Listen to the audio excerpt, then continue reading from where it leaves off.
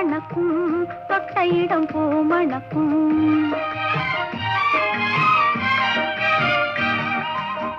பார்த்தால் பசி தீரும் பருவத்தில் மெருகேறும் தொட்டாலும் கை மணக்கும் தொட்ட இடம் பூ மணக்கும் பார்த்தால் பசி தீரும்